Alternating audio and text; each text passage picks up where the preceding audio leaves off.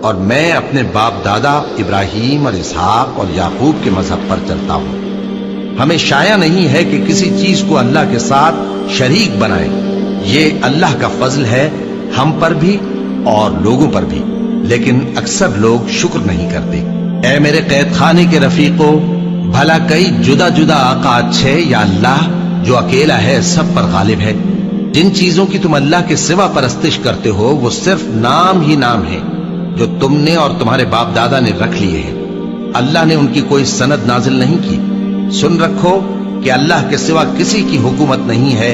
اس نے ارشاد فرمایا ہے کہ اس کے سوا کسی کی عبادت نہ کرو، یہی سیدھا دین ہے، لیکن اکثر لوگ نہیں جانتے۔ اے میرے قید خانے کے رفیقوں، تم میں سے ایک جو پہلا خواب بیان کرنے والا ہے وہ تو اپنے آقا کو شراب پلایا کرے گا، اور جو دوسرا ہے وہ سولی دیا جائے گا، اور پرندے اس کا سر نوچ کھائیں گے۔ جو بات تم مجھ سے پوچھتے تھے وہ فیصل ہو چکی ہے، اور ان دونوں میں سے جس کی نسبت یوسف نے خیال کیا کہ وہ رہائی پا جائے گا، اس سے کہا کہ اپنے آقا سے میرا ذکر بھی کر دینا۔ پھر شیطان نے اسے ان کا اپنے آقا سے ذکر کرنا بھلا دیا، اور یوسف کئی برس قید خانے ہی میں رہے۔ اور بادشاہ نے کہا کہ میں نے خواب دیکھا ہے، دیکھتا کیا ہوں کہ 7 موٹی گائیں ہیں جن کو 7 دبلی گائیں کھا رہی ہیں، اور 7 خوشے سبز ہیں اور 7 خشک۔ اے درباریوں، اگر تم خوابوں کی تعبیر دے سکتے ہو تو مجھے میرے خواب کی تعبیر بتاؤ۔ انہوں نے کہا یہ خواب تو پریشان خیالی سے ہیں، اور ہمیں ایسے خوابوں کی تعبیر نہیں آتی۔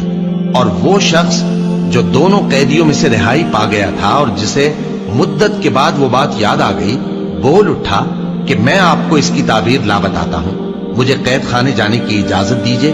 غرض وہ یوسف کے پاس آیا اور کہنے لگا، یوسف، اے بڑے سچے یوسف، ہمیں اس خواب کی تعبیر بتائیے کہ 7 موٹی گایوں کو 7 دبلی گائیں کھا رہی ہیں، اور 7 خوشے سبز ہیں اور 7 سوکھے، تاکہ میں لوگوں کے پاس واپس جا کر تعبیر بتاؤں۔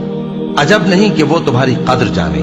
انہوں نے کہا کہ تم لوگ 7 سال متواتر کھیتی کرتے رہو گے، تو جو غلہ کاٹو تو تھوڑے سے غلے کے سوا جو کھانے میں آئے باقی کو خوشوں میں ہی رہنے دینا۔ پھر اس کے بعد خشک سالی کے 7 سخت سال آئیں گے کہ جو غلہ تم نے جمع کر رکھا ہوگا وہ سب کو کھا جائیں گے، صرف وہی تھوڑا سا رہ جائے گا جو تم احتیاط سے رکھ چھوڑو گے۔ پھر اس کے بعد ایک ایسا سال آئے گا کہ خوب مے برسے گا اور لوگ اس میں رس نچوڑیں گے۔ اور یہ تعبیر سن کر بادشاہ نے حکم دیا کہ یوسف کو میرے پاس لے آؤ۔ سو جب قاصد ان کے پاس گیا تو انہوں نے کہا کہ اپنے آقا کے پاس واپس جاؤ اور اس سے پوچھو کہ ان عورتوں کا کیا حال ہے جنہوں نے اپنے ہاتھ کاٹ لیے تھے، بے شک میرا پروردگار ان کے فریب سے خوب واقف ہے۔ بادشاہ نے عورتوں سے پوچھا کہ تمہارا کیا قصہ تھا جب تم نے یوسف کو اپنی طرف مائل کرنا چاہا؟ سب بول اٹھیں کہ اللہ پاک ہے، ہم نے اس میں کوئی برائی معلوم نہیں کی۔ عزیز کی بیوی نے کہا، اب سچی بات تو ظاہر ہو ہی گئی ہے، اصل یہ ہے کہ میں نے اس کو اپنی طرف مائل کرنا چاہا تھا، اور وہ بے شک سچا ہے۔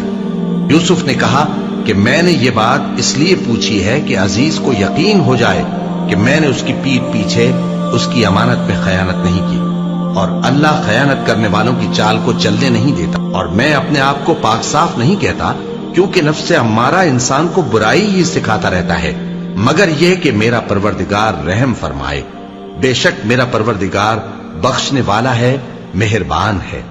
اور بادشاہ نے حکم دیا کہ اسے میرے پاس لاؤ، میں اسے اپنا مصاحب خاص بناؤں گا۔ پھر جب ان سے گفتگو کی تو کہا کہ آج سے تم ہمارے ہاں صاحب منزلت ہو اور صاحب اعتبار ہو۔ یوسف نے کہا، مجھے زرعی پیداوار پر مقرر کر دیجئے، کیونکہ میں حفاظت بھی کر سکتا ہوں اور اس کام سے واقف بھی ہوں۔ اس طرح ہم نے یوسف کو ملک مصر میں جگہ دی، اور وہ اس ملک میں جہاں چاہتے تھے رہتے تھے۔ ہم اپنی رحمت جس پر چاہتے ہیں کرتے ہیں، اور نیکوکاروں کے اجر کو ضائع نہیں کرتے۔ اور جو لوگ ایمان لائے اور ڈرتے رہے ان کے لیے آخرت کا اجر بہت بہتر ہے۔